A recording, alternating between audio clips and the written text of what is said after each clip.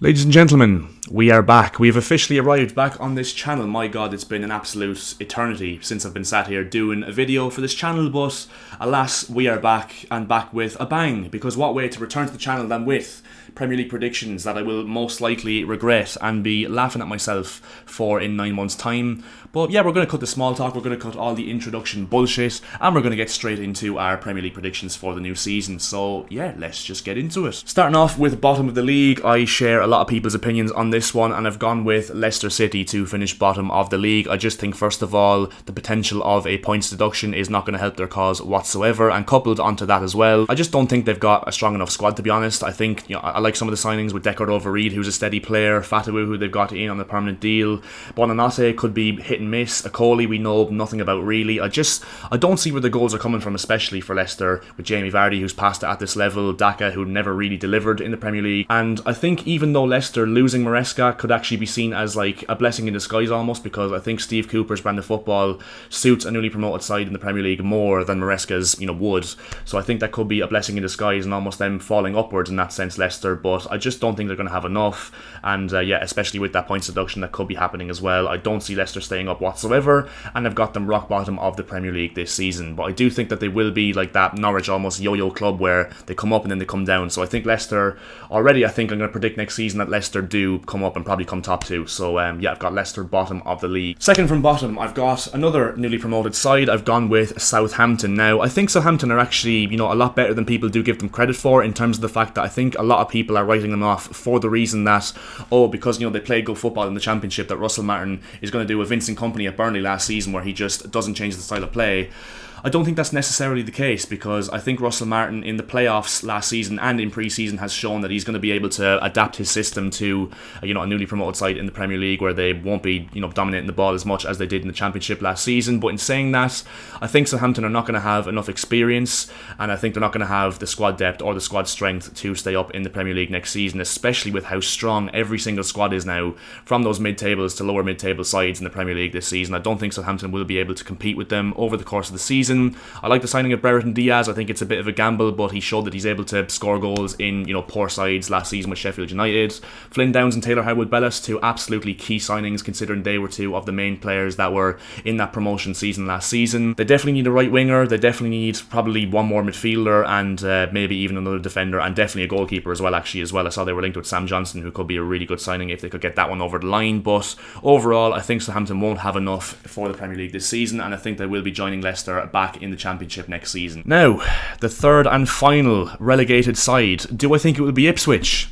No, I don't, because I'm not going to be a boring shit and predict all three promoted teams to go back down again, even though Ipswich, they might go down, but I think they'll stay up. And as a matter of fact, in third bottom to go down with Southampton and Leicester City, I've gone with Brentford. Now, I do think it could be literally one of maybe 4 or 5 teams that go down with Southampton and Leicester City, and I spent hours and hours trying to decide on this one, and I fluctuated between different teams going down, but in the end I decided on Brentford. I just think last season they were really, really poor. I know they were missing Ivan Toney for half the season, and they did have a lot, and I mean a lot, of injuries, but I think this could be the season where Brentford kind of lose their spark in the Premier League. I think all neutral fans in the Premier League are kind of almost ready for Brentford to go down. There was, when they first came up, there was a new, exciting new team with an exciting manager who play exciting football, and Ivan Toney, and, a brand new team in the Premier League who's never been up. And I think now kind of neutral fans have kind of been like, you know what, it's okay, we're kind of ready for you to go back down now. No disrespect to all 4 Brentford fans that there is. Yeah, enough of the disrespect anyway. I think Brentford, I think they just, I don't know what it is about them. I think it was one where it was more of a gut feeling, to be honest, and I think it was more of, I don't necessarily think they'll go down, but with the 4 or 5 other teams I had in contention for this 18th place spot as well, I think that Brentford are the least I have confidence to stay up, and that's why I've gone for them in 18th, and especially if they lose Ivan Toney as well. Igor Thiago, their new striker, is injured for like 3 or 4 months. It could get a little bit ugly. I like the signing of Fabio Carvalho. I think he could be a really good signing, and also indicates that Brentford are more than likely now going to play a 4-3-3 this season, which is a little bit different for them.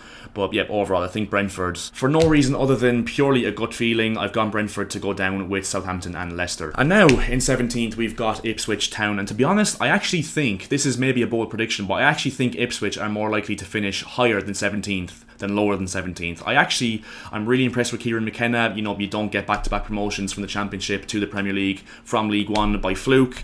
I think in terms of the managers in comparison in the overall bottom half of the Premier League, I think he's right up there with the best of them. I like some of the dealings they've done. They've not been afraid to, you know, spend some money. Muric, a Premier League standard goalkeeper for this level. Ben Johnson, a very sturdy piece of business on a free transfer. Jacob Greaves, one of the best centre-backs in the Championship last season. Calvin Phillips, who they've just got over the line as well on loan. I think we could really see the Calvin Phillips from, you know, back in his Leeds days again. I really think he could turn it around this season, Calvin Phillips, after a tough few years he's had. Omari Hutchinson, who's been one of their best players last season, they managed to get him in a permanent. Liam Delap is kind of the one where I'm a little bit iffy on. I don't know if he'll be able to, you know, bag in the goals in the Premier League, so that's why I think they maybe need one more striker. I think that Portman Road is going to be, I think their form at Portman Road is going to be absolutely key this season for them. And yeah, I think Ipswich will win one or two of the games against the big six sides at home as well. I really think they could, you know, have a few giant killings this season. And yeah, basically, long story short, I think Ipswich will surprise a lot of people and will be the one promoted side that does manage to keep themselves above water in the Premier League next season. So yeah, I've gone with Ipswich in 17th, but like I said, could finish higher in my opinion. Now, 16th, and the team that in my original draft for these predictions I had to go down instead of Brentford with Southampton and Leicester, it is Nottingham Forest. And yeah, the main reason why I had them there in the first place is because I'm not entirely sure I trust Nuno Espirito Santo, but I think the main reason why I've got them staying up is because I can see them sacking Nuno before Christmas, to be honest, and bringing in, well, hopefully for their sake, a competent manager that gets them out of it. But I like Nottingham Forest's squad. I like Morgan Gibbs-White. I think Elliot Anderson, although he was extortionate for 40 million, I think he will prove to be a good piece of business. Awani's back from injury, and even still, if he gets injured again, they've got Chris Wood, who has proven last season he can score 10 goals in the Premier League. Hudson-Odoi, I don't think will have as fiery as a season he had last season, but I think he's still obviously a decent player. Elanga, I like. They've got a good defence as well with Murillo alongside the new signing Milenkovic. Ola Aina is a steady Premier League player. The midfield of Danilo and Sangare has got legs and a bit of, you know, bite in midfield. I like Forest's team overall. I think they're going to be very hard to beat at home once again. And yeah, I think Forest will have, you know, an okay season in 16th. I think they'd probably take it at this moment in time. Eventually they want to be kicking on, but I think this season it won't necessarily be a case of that. I think they'll finish 16th. Now, 15th, I've gone with Wolverhampton Wanderers under Gary O'Neill. And yeah, basically they've lost Pedro Neto, who was a key player for them but was injured a lot of last season. They've lost Max Kilman, who was obviously a good player, but they got good money for him, which they've been able to reinvest into Rodrigo Gomez so far, and that's about it. I think they need at least one, if not two centre-backs. I think they definitely need another winger. But overall, the main reason why I've got them staying up is because I just think Gary O'Neill's a good manager. I really, really do. I think he's very smart in the Premier League in terms of knowing how to grind out results. I think they'll get a lot of results at Molineux, and again, will probably, you know, overturn a lot of the big six teams as well. So I think Wolves are, you know, a steady prediction in 15th. I think most people would have them in and around 15th. 14th, I've gone with Fulham. They've lost Joao Palhinha, who I think is going to be an absolutely monumental miss, and to be honest, I think Fulham could very easily be in that bracket at the relegation battle come the end of the season. But I just think because of how good a manager Marco Silva is, I think he's one of the most underrated managers in the Premier League. And with the signing of Emile Smith-Rowe as well, who I think is going to be an absolutely brilliant signing for them, I think this is almost going to be the season where we see this become Emile Smith-Rowe's team with Fulham, especially with losing, you know, Palhinha and already having lost Mitrovic last season. Losing Adebayo as well to Chelsea is going to be a massive miss. They need to replace him as well. They've been linked to Joachim Anderson, but whether they can get that over the line or not remains to be seen. But I think they've got a fairly, you know, steady squad. I like Robinson, I like Leno, I like Castagna, I like Willian. I don't know if Muniz will be able to keep up the form from last season. If he does, then happy days, and Fulham will, you know, easily be competing and will be safe from relegation, certainly anyway. But I'm just not 100% convinced that he'll be able to keep up that, you know, red hot form that he was on at the end of last season. But I just think Marco Silva is a good manager. They've got enough quality in there, and I think Smith-Rowe will be an absolutely brilliant signing for them. Hence why I think Fulham will be safe enough from relegation and will be 14th. But then again, like I said, it would not surprise me whatsoever if Fulham were down there because of the loss of Palhinha, who is absolutely massive. There's no team in the league this season losing a more important player than Palhinha. 13th, I've gone with maybe a bit of a shock because I think a lot of people will have this team a lot lower than I have them, but I've gone with Everton. I think they'll have a quietly good season. They lost Onana to Aston Villa, but I don't think he's as big of a miss as, you know, the likes of Palhinha, for example, from Fulham. They've made a few good signings like Jake O'Brien, who I think will be really good next to Jarrett Brantwaite if he stays at Everton. They've got Jordan Pickford, who's going to be crucial for them again next season.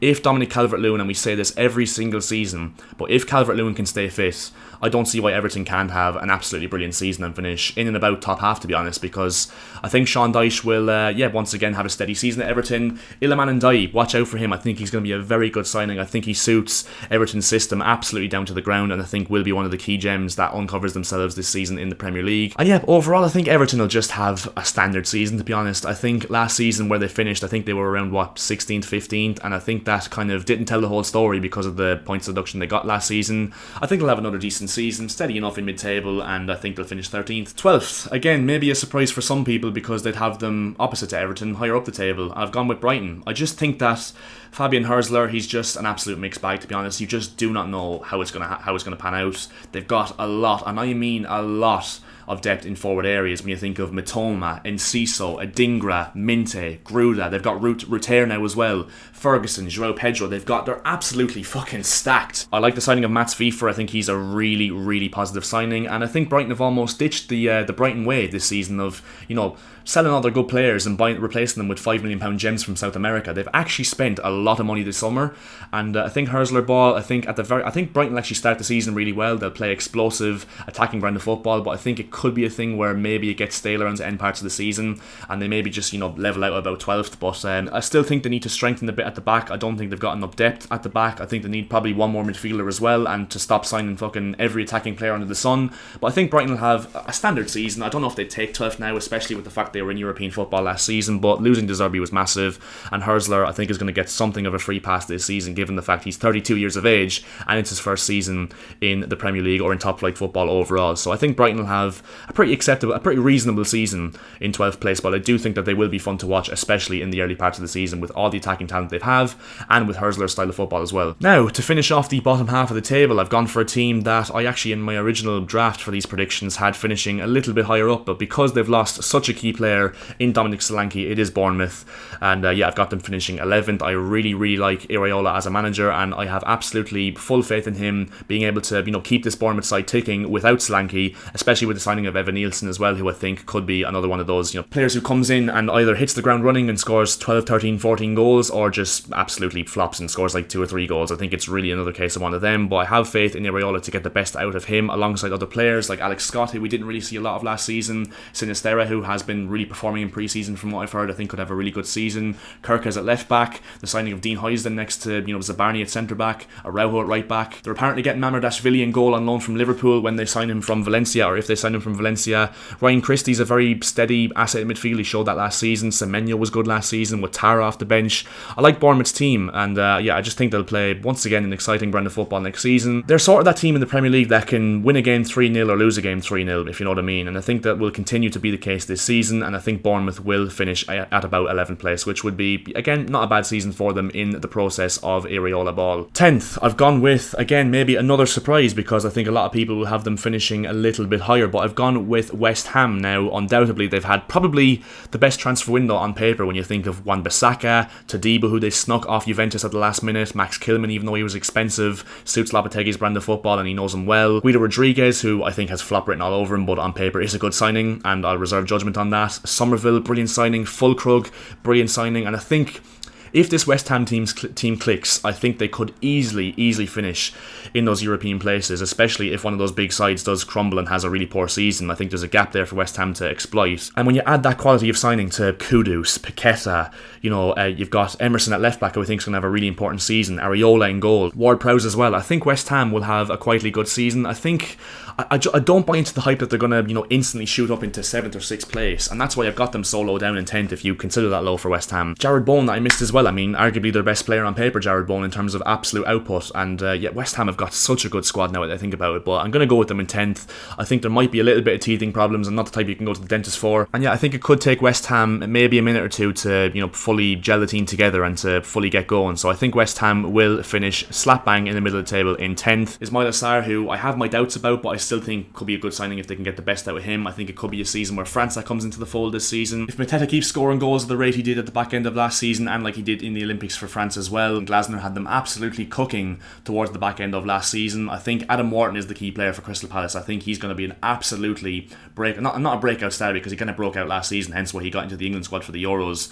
But I definitely think Adam Wharton next summer, I think the big clubs like Man City's, your Liverpool's, your Arsenal's, I think they'll be sniffing around Adam Wharton the next season, because I think he'll have genuinely an absolutely brilliant season and will be, in my opinion, in contention for the team of the season. I think he's really going to be that good this season, especially next to someone like Sheikh Doucouré, who a lot lot of people have forgotten about his quality, who's back from injury alongside Wharton in that midfield. And I just trust Glasner to continue where he left off with Palace at the back end of last season, and that's why I think they will finish 9th and have a very good season for their standards, because they are the most 11th placed football club known to mankind, alongside probably Bristol City in the Championship. But Crystal Palace I think will have a decent season and finish 9th. Right, now on to 8th place, and I've gone with Aston Villa, and the main reason why I've got them finishing so low in comparison to maybe other people is firmly for one reason and one reason only, the same reason that cost Newcastle a high place in the Premier League last season, and that is Champions League football. It cannot be underestimated how much of an impact that the Champions League has on Premier League sides, especially like Aston Villa, who, don't get me wrong, have got absolutely really good squad depth and I think will be well equipped for the Champions League as well as the Premier League, but I don't think people take into account how much of a mental impact it is and how much it takes a toll on players mentally and physically during the course of a season. And I actually think that part of the reason why I've got Villa finishing so low is because I actually have faith in them getting through the Champions League group stages. I think Emery is the perfect manager for that kind of football. Another thing as well, they've lost Douglas Luiz, who was one of their key players last season, and even though they've got Onana, I don't think he's quite the player Douglas Luiz is. I think they're very, very different, and I think Onana will be a very good signing long term for Villa, but I just think Douglas Luiz is a massive miss. I don't think Watkins will hit the same numbers he did last season as well in the Premier League. However, I will say one signing I think is definitely going under the radar for Premier League neutrals is Ian Maatsen, and as a Chelsea fan, just let me tell you, this guy is absolutely quality, and my bold prediction for Ian Maatsen is that I think that he will be at a Man City, a Liverpool, an Arsenal in the next few years. I think he's absolutely quality, and I think will be an absolutely brilliant acquisition for Aston Villa this season and going forward. But to finish on Aston Villa, I think they've got a really, really good squad when you think of, look at the depth on screen that they've got. I mean, it's just absolutely ridiculous. But I've got Aston Villa in 8th. Now, 7th, and it really, really pains me to say this, but I'm going with Chelsea in 7th. And to be honest, I mean, in my original draft for this predictions, 2 weeks ago, I had Chelsea in 3rd. That just goes to show how much my opinion has changed in recent weeks. I just think at this moment in time, it's just an absolute circus, really, at Chelsea with the players we're signing. We've got 45, 46 players on our squad right now, and adding more. I still think we're going to get Joao Felix, and I still think we're going to get Osimhen as well. And look, don't get me wrong, on paper we've got a really good squad, but I'm just worried about this season, especially with Maresca as well. Now, don't get me wrong, as much as I really, really wanted to go right for Maresca, and I will back him until he gives me a reason not to, I just don't think that, I just don't think that without a good start to this season that he'll be able to, last through the season, to be honest. And with the start we've got, I mean, City on Sunday, I'm going to it, I think we're going to get absolutely slapped up. Wolves away has never really been a good game for us, never really been kind to us in recent years, and Gary O'Neill, knows the number of the top 6 clubs and is, likely, is susceptible to a big win, which I think that he might well get. We've got Palace in the 3rd game at home, which should be a game we're winning, but even still, Glasner has got them absolutely cooking. Then we've got Bournemouth away and West Ham away, 2 games that we notoriously never get any points from, so I think it could be a really, really rough start for Chelsea this season. We could maybe pick it up after that, because I think we've got a decent enough run of games after that, but I think it might be too late. I think it could have gotten really toxic. I think as well, I think it reminds me a lot of the Sarri season, when, this brand of football, don't get me wrong, as a fan, I personally love it, but I don't think it suits Chelsea Football Club as a club overall, and I think the fans are, once again, like they did with Sarri, going to get really impatient, and I think are not going to enjoy it, and I think, the ground could get very, very hostile really, really quickly. I just think we'll finish 7th purely because I think the quality of player we've got in our squad, when you think of Cole Palmer, who I don't think will hit the same numbers this season. I think people will be talking about Palmer a little bit this season, like, oh, he's dropped off, even though I think he will still have a good season because of, almost being the victim of his own success from last season. I think Nkunku will be a breakout star this season. I think he'll really, really be good if he stays fit. I think Caicedo will really make it his own this season. I think he had a really good season last season and will be able to carry it on this season and, really get the credit he deserves from last season. I think if we get Cucurella from the Euros for Spain and at the back end of last season under Pochettino, he could be a really important player. Colwill, Fofana now that he's fit. I just think we've got a really, really exciting young squad, but once again, I just think there's not enough experience in there. Like I said, I'm worried about Maresca and the football and just, the overall state of the club right now. I think the atmosphere going into a season is really, really important in terms of, how the season pans out overall, and that's why I've got Chelsea finishing in 7th. But to be honest, I'll be honest with you, I think anybody from 7th up till about 3rd, I think anyone in those, in that bracket, I think could really interchange with each other throughout the course of the season, and I think Chelsea could finish 3rd or they could finish 7th, and vice versa for the other teams above Chelsea up to 3rd as well. So I've got Chelsea finishing in 7th anyway. Now 6th, I've gone with Newcastle.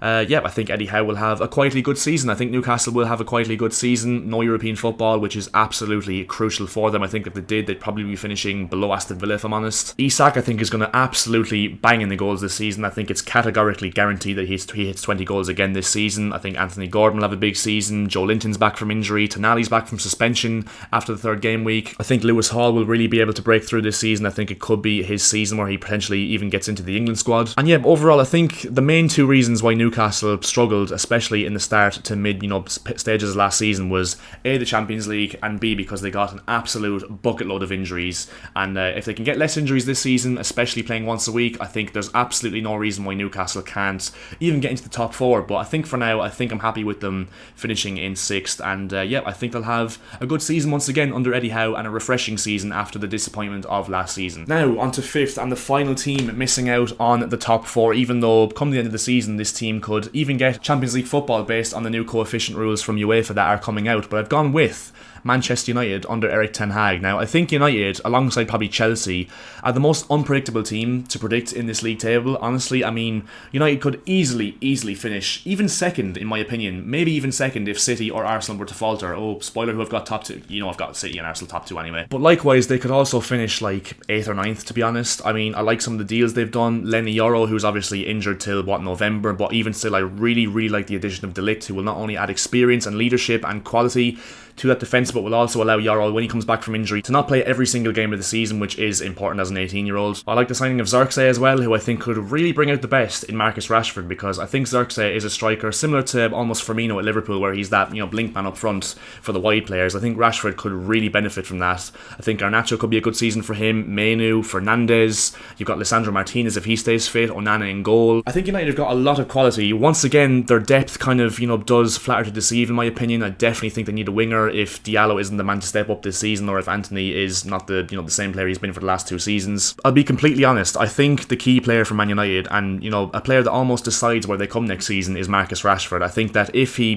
follows the trend he's been setting in recent years, where he has a good season and a bad season, he's due a good season this season, and if he has it, I don't see why United can't even easily get top 4, to be honest. I think he's a really crucial player for United this season in terms of how they perform, Marcus Rashford, and like I said, I think Xerxes could really help bring that out of him. But I do have faith in Ten Hag to somewhat turn things around this season. I think he was heavily underrated last season, given the fact that United had a lot of injuries last season and, I'll be honest, a poor squad. So I think United will be able to just about turn it around, show a bit of progression next season, and I think they'll finish 5th in the Premier League and maybe even get themselves Champions League based on the UEFA coefficient that goes into Champions League next season. Now on to the top 4, and maybe one of the most surprising, if not the most surprising selection in this video. I've gone with Liverpool in 4th, and the reason why, pretty much the only reason why I've got Liverpool finishing in 4th and not 3rd or 2nd, is because of Jurgen Klopp, who did in fact leave the club in the summer, if you weren't already aware of that. And I think that's I think that's a massive part of football, man. I'll be honest, I think the same with Fergie. You've seen when Fergie left, I mean, I know United squad that Fergie left Moyes with was absolutely nowhere in comparison to this Liverpool team that Klopp's left Slot with. And I just think there'll be a little bit of growing pains this season for Slot at Liverpool. I think they'll play some very good football. I think Trent will be a key player. I think you could see the best of Gakpo this season. I think there's no reason why he can't hit 15 goals in the Premier League this season. I think Harvey Elliott will be an important player this season and will be one that starts a lot of the games as well. McAllister, Szoboszlai. I think if they were to get a holding midfielder, I think Liverpool could really have a good season. But at this moment in time, given the fact that they've made absolutely no signings and Jurgen Klopp leaving, I've gone with Liverpool to drop a little bit, just a little bit, but still get top 4. I think Liverpool, it could be a case where they start off the season really well, then the middle of the season, in the middle chapter, they kind of get a bit, stale, and they kind of start to, have a few bad results, and then towards the end of the season, they absolutely just piss the league once again and get themselves into 4th. But I think Liverpool will finish in 4th and have a slight dip after the departure of Jurgen Klopp. Which means that the unexpected 3rd place inclusion is Tottenham Hotspur, and like I said, anybody, in my opinion, from Tottenham down to Chelsea, I think it's random. I think it's anybody's guess who finishes where from 3rd to 7th, but I've gone and settled with Spurs in 3rd in the end. I think that Ange will have another good season. I think especially if they start the season well and get a bit of that rhythm going, I think there's no reason whatsoever why Spurs can't yet finish in the top 4 comfortably, to be honest. I like the signing of Archie Gray, who I think is going to be an absolutely brilliant signing long term for Spurs, and no reason why he can't be in contention for Young Player of the Season next season. There, I said it. I think Solanke will be quietly a good signing next season as well. I think it's one where maybe he might not get the credit he deserves in that Spurs team, but I think he will allow Son and the likes of Kulusevski and Johnson and Richarlison to shine more in that final third, and will take a lot of the burden for goals off the likes of Heung-min Son. I think if they were to add a little bit more depth in the fullback areas, I think they've got a very good good squad, Spurs, to be honest, and I think the squad building from Ange so far in his reign has been very good, to be honest, and I think Spurs will play some absolutely brilliant football this season, and I think they'll have a very, very good season and will, have that improvement from last season as well. And now, onto the part of the table that people care a lot less about than the relegation battle and top 4 race, but we have to put them last because that's how the Premier League table works. We've gone with Man City or Arsenal to win the Premier League, of course, as has fucking everybody and their nan. And I'll be completely honest, I changed my mind last minute on this one. Last minute, 90 plus 10. I've gone with Arsenal to come second. Yes, I know they're coming second now, in my opinion, 3 times in a row, which doesn't really tend to happen. But ladies and gentlemen, the Premier League is absolutely fucked and is full of surprises. So I think Arsenal will come second. I'll go on to my reasons as to why Man City will win the league after I talk briefly about Arsenal, because I think Arsenal are going to be very, very difficult to beat this season. I think defensively they're absolutely outrageous. Calafiori is going to add just the icing on the cake to Arsenal's defence. So I think Arsenal will concede by far in some way the least amount of goals from any team in the Premier League this season. Jurrien Timber as well, who's basically like a new signing, I think will be absolutely brilliant for them. They could be getting Mikel Merino as well, who really proved his worth at the Euros for Spain. I think he could be a really good signing in terms of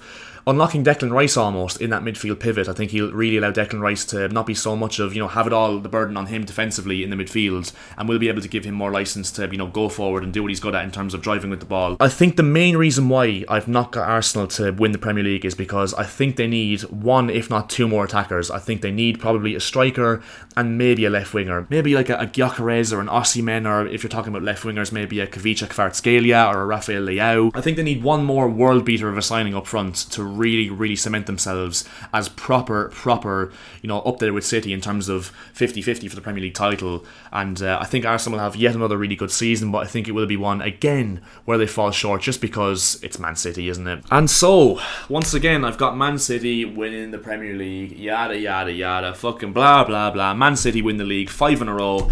It's just Man City. That's the only explanation I can give, to be honest. And my one reasoning as to why Man City will win the league this season is because as long as Pep Guardiola is in charge of Man City, you will not catch me predicting them anything other than first in my Premier League predictions every single season. They've signed Savinho, but other than that, they haven't really strengthened. They will have to sign 1 more attacker now because they've lost Alvarez to Atletico Madrid, and Oscar Bob has broken his leg and is gone for pretty much most of the season, you'd imagine. The only thing that gives me a little bit of an element of maybe there might be a chance that Arsenal pip City to the league is if Rodri or Haaland get injured, to be honest. And I think even still they've got an unbelievable squad. I think if they lose Rodri or lose Haaland, I think Arsenal will probably win the league, but at this moment in time, I'm not going to bank on one of them getting injured. I think Haaland actually will have, again, an absolutely outrageous season. The fact that he scored 27 Premier League goals last season and people thought he fell off, it just shows how good this guy is in front of goal. And I think once again he'll have I think he's going to have an outrageous season. I think he's easily going to break 30, if not 35 goals in the Premier League this season. I think it could be a breakout season for Rico Lewis. I think he'll really, cement himself in the City team this season as an important player.